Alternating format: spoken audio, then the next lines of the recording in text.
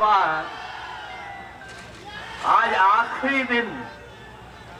आखिरी दिन जब मैं महाराजगंज से मैं आया हूं तो बड़ा इत्तेफाक देखने को मिल रहा है।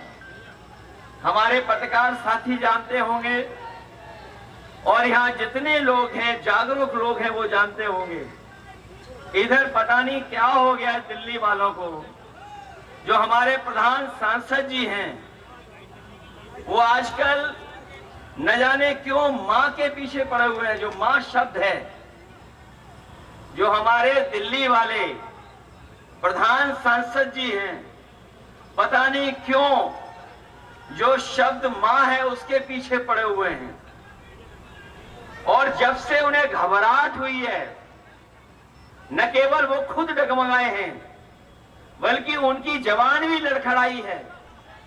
और इधर जो सुनने को मिल रहा है कि जब उनकी ऊंचाई से जो गिरावट शुरू हुई है, जो वो गिरते जा रहे हैं, न जाने कहां जाकर के गिरेंगे, और जिनका काउंटडाउन शुरू हो गया है, वो लोग क्या कहते थे इस चुनाव में? कभी मीट की बात की, कभी मच्छी की बात की, कभी मुजरे की बात की, और अब सुनने में आया कि महात्मा गांधी जी की बात कर रहे हैं।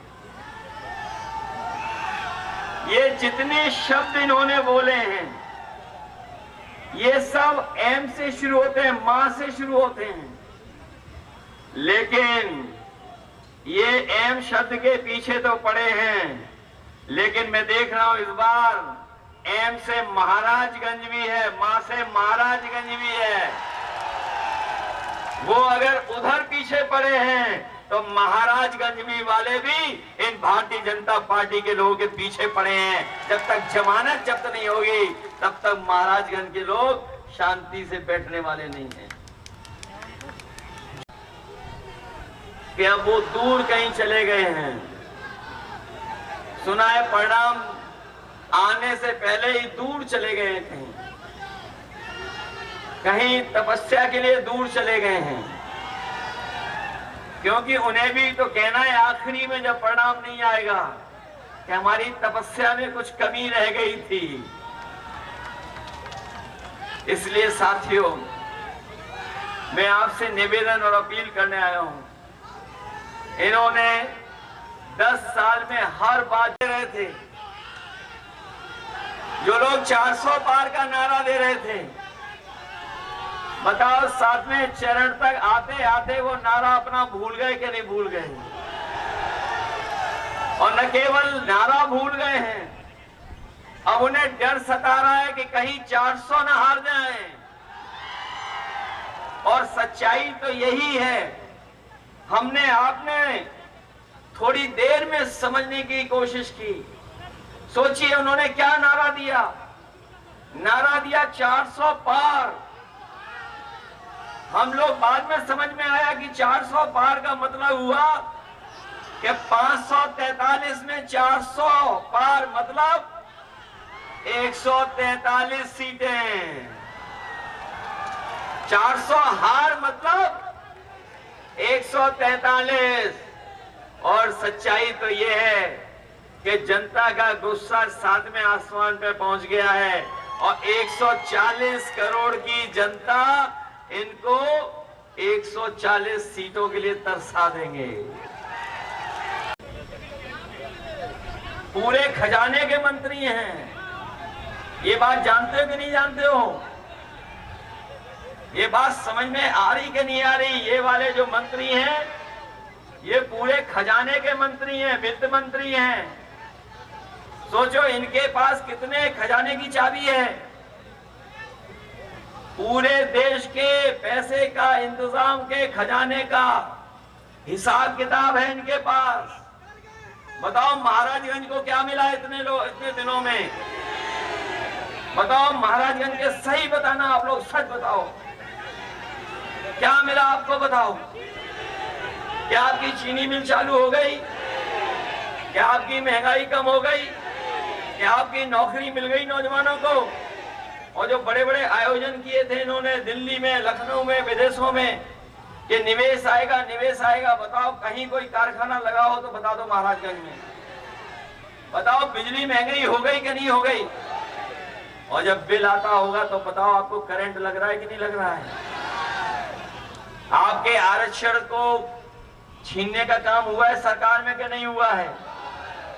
कहने को तो ये है डबल इंजन वाले, डबल इंजन सरकार, लेकिन महाराजगंज का भी इंजन अगर जोड़ दें तो बताओ ये महाराजगंज आते आते हाफने क्यों लगता है? ये बताओ मैं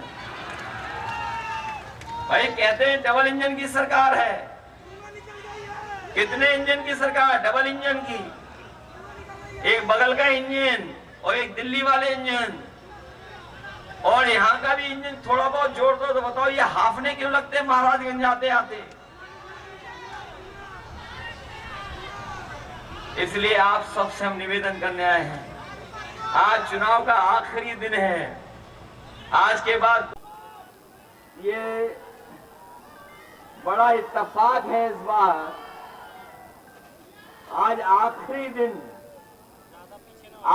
दिन जब मैं महाराजगंज से मैं आया हूं तो बड़ा इत्तेफाक देखने को मिल रहा है। हमारे पत्रकार साथी जानते होंगे और यहाँ जितने लोग हैं, जागरूक लोग हैं, वो जानते होंगे, इधर पता नहीं क्या हो गया दिल्ली वालों को।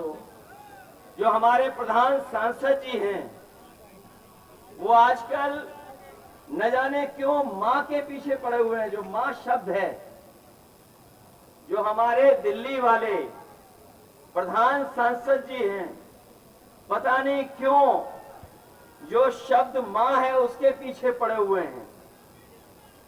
और जब से उन्हें घबराहट हुई है, न केवल वो खुद डगमगाए हैं बल्कि उनकी जबान भी लड़खड़ाई है।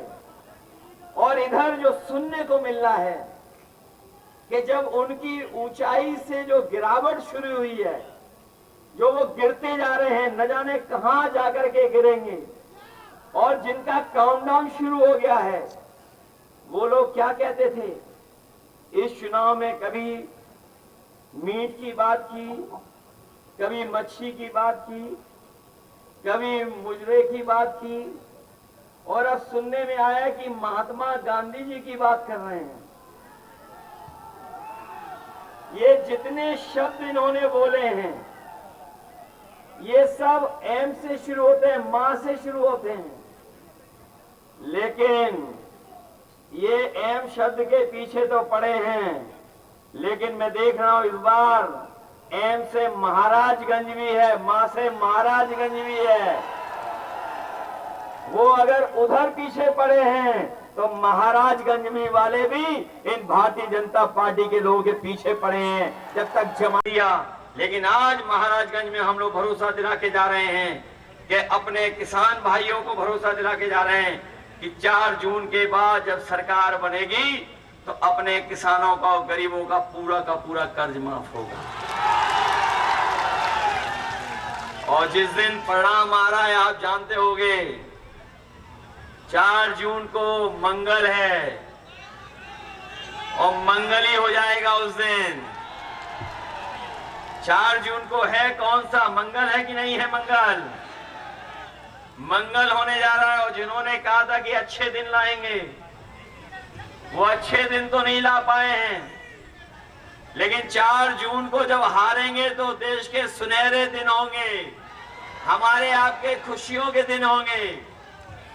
और 4 जून को न केवल सरकार बदलेगी बल्कि बीजेपी के मित्र मंडली बदलेगी।